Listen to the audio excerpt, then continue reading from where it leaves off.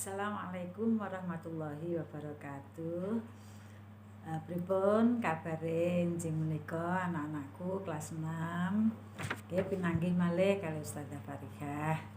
Wonten dinten iki Ustazah Farihah mata pelajaranipun basa Jawi wonten ing halaman 3 nggih menika ater-ater anuswara lan ater-ater tripusara.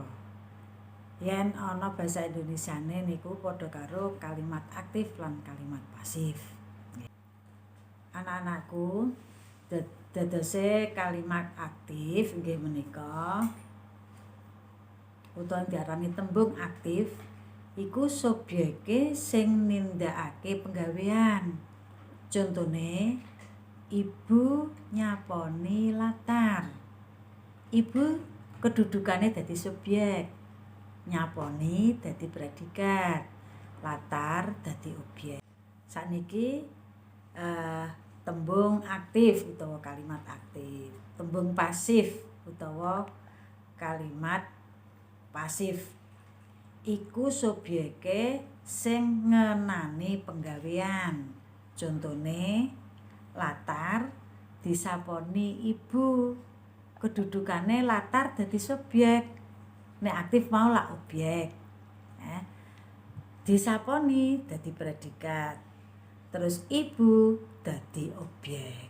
Tembung aktif mau nggih utawa diparingi ater-ater anuswara yaiku an, am lan ang. Yen tembung pasif oleh ater-ater tripusara yaiku dak, kok, di.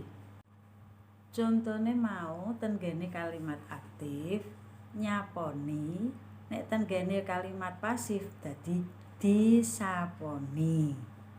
Ben luwih jelas sampeyan pirsani ana ing halaman 30 nggih.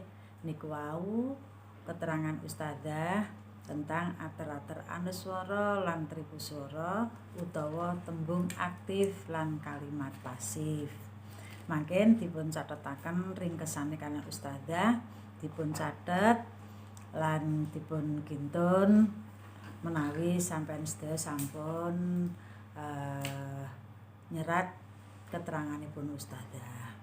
Sakmanten keterangan Ustazah mugi-mugi saged dipun mangertosi. Jaga kesehatan, tetap semangat, dan wassalamualaikum warahmatullahi wabarakatuh.